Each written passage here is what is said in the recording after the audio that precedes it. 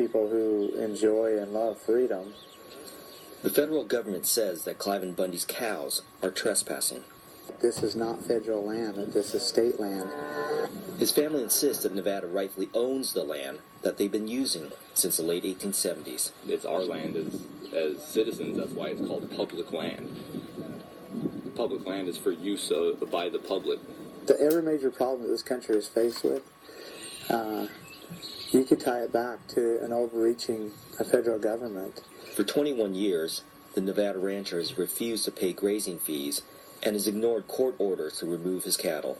Enforced grazing fees is just trying to extort him for more money. If he's already paying his taxes, which pay for the land, I don't see that they have the right to enforce more grazing fees on him. In early April, a showdown occurred near Mesquite. All the federal government came in here and locked down the land and started gathering cattle. Nobody came out here for violence. Nobody wanted to stand off. The reason we came out here armed was to protect the protesters that were out here. Federal officials ordered the agents to stand down to avoid a potential armed conflict. We opposed them the best way we can, got as many people as we can together, and run them out of here. Some situations, one on where the compound was, where that federal military base was, if you will. Right now, there's not one BLM person in it still. And there hasn't been since we brought them out. Now, the Bundys await the federal government's next move. I'm not worried about anything. Whatever happens, happens. I know that we did what's right. We did what we were supposed to do. And we know who is in the wrong. So if we have to pay a price for that, we pay a price for that. You know, we were here long before the BLM was even thought of. So, and our rights are preemptive from that time. So. For AZCentral.com, I'm Michael Chow. Good morning, everyone. This is Stacy. I wanted to give you an update on the judge's orders in the Nevada case. USAToday came out with an article this morning. It says the federal judge in the Las Vegas case ordered prosecutors in the Bundy Ranch standoff trials to turn over an investigative report accusing a key government witness of wrongdoing. Judge Gloria Navarro denied motions to dismiss charges against the 17 defendants who claim the government withheld evidence by concealing misconduct allegations against the federal agent in charge of operations during the 2014 standoff. Navarro, said prosecutors, had a duty to release a full copy of a report by the Department of Interior's Office of the Inspector General naming the agent, calling it material evidence that could be used to impeach the government's witness.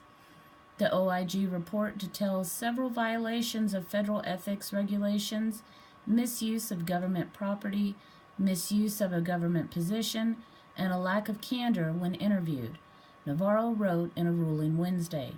At a minimum, defendants may use this alleged misconduct on cross-examination to impeach the agent. Opening statements began Thursday in the first of the three trials against the ranchers and militia members accused of conspiracy when they took up arms in 2014 to stop Bureau of Land Management officials from seizing cattle owned by Nevada rancher. The Inspector General's report, made public January 30th, did not name the agent, but attorneys for the defendants said it contained enough details to positively identify him as Dan Love, the BLM special agent in charge of Utah and Nevada between 2012 and 2015.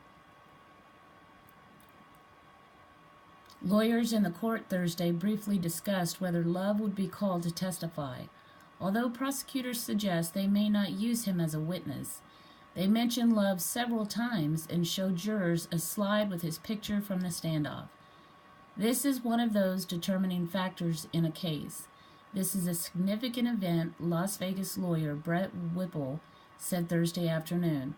We should have had this information years ago.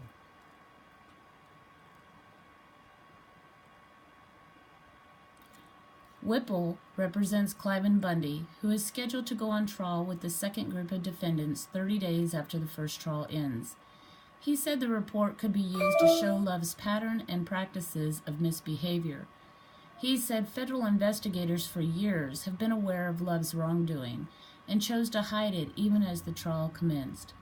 Whipple said his client and other defendants maintained Love escalated tensions at the ranch and that his aggressive behavior turned a peaceful demonstration into an armed standoff.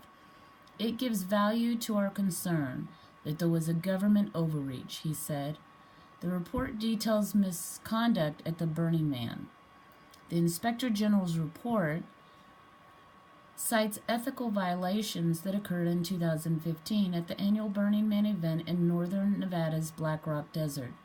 Federal investigators said the agent wrongly used his influence to obtain benefits for himself and his family members at the Burning Man, abused federal law enforcement resources, and intimidated other BLM staff to keep quiet about his conduct.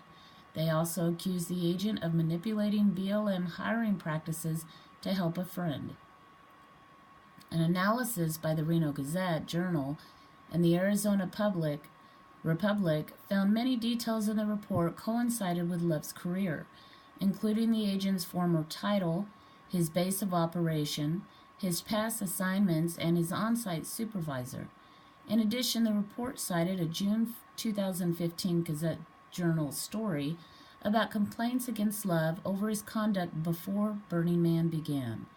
Love has not responded to repeated phone messages left at his Utah office and on his cell phone. The U.S. Attorney's Office and the Bureau of Land Management officials in Washington, D.C. have declined to comment. The standoff, a flashpoint in public lands battle. The Bundy trial represents one of the West's most highly profile land use cases, which erupted in 2014, when armed ranchers and militia members mounted a 6-day standoff against the BLM officials during the Battle of Bunkerville. For 2 decades, the BLM repeatedly ordered Bundy to remove his cattle from federal land near his ranch about 80 miles north of Las Vegas on Interstate 15. The BLM obtained a court order in 2014 to seize Bundy's cattle as payment for more than $1 million in unpaid grazing fees. Now, I just wanted to stop here real quick because that's false. The court order that they were trying to implement in 2014 actually was ordered in 1998, and they did not use it at that time for whatever reason, but then chose to do it in 2014.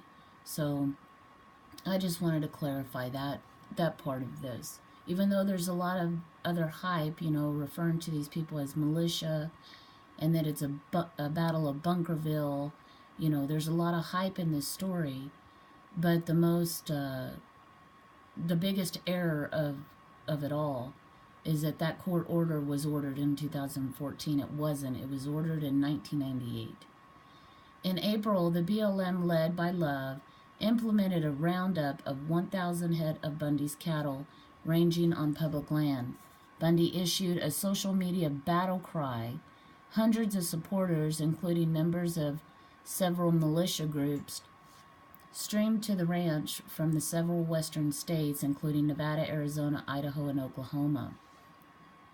Pictures of prone figures on the overpass, sighting long rifles at BLM agents in a dusty wash below, galvanized the public and brought international awareness to the feud over public land. Local law enforcement officials, I have to interject here too, which were lied to at the time to get their cooperation, because they told law enforcement that they had a place to take the cattle, which they didn't. They rounded them up right there on the property. So that's just one of the lies that they told local law officials. Local law officials, including the Clark County Sheriff, negotiated a settlement, and the BLM agreed to abandon the roundup. No shots were fired and no arrests were made.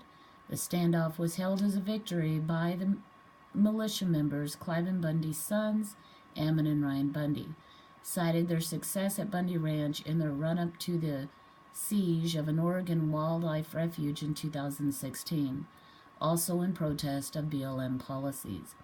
An Oregon federal jury acquitted Ammon, Ryan, and 5 others in October. It's funny how they failed to even mention the journalist, talk show host Pete Santilli, who wasn't acquitted, but all the charges were dismissed against him because there wasn't any evidence to substantiate the government's allegations against him. Navarro said dismissing the case, a drastic step used only in extreme cases of misconduct, was not warranted. Given the only very recent release of the OIG report, the government's failure to disclose it falls well short of outrageous, she wrote. But Navarro appeared to rebuke federal prosecutors for their failure to disclose information. To the extent defendants seek disclosure of the personal records of other federal agents, Navarro wrote, the court reminds the government that it has a continuing duty to inspect for material information the personnel records of federal law enforcement officers who will testify at trial.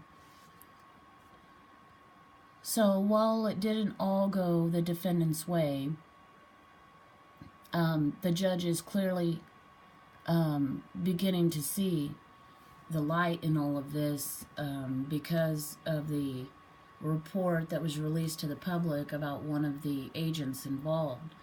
And my personal belief in all of this is that the character of those men that were recorded making these harsh comments about the protesters and appeared to be more than willing to fire on American citizens during the standoff, it shows that there is, for me, it's very telling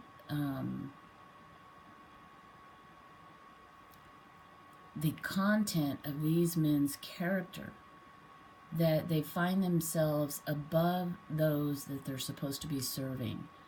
The arrogance, it's very concerning because they're holding guns and they're pointing them at American citizens, and they clearly had no problem firing upon these protesters. So I'm glad to hear the news that Judge Navarro is going to allow the defendants access to information concerning these agents that are planning to testify.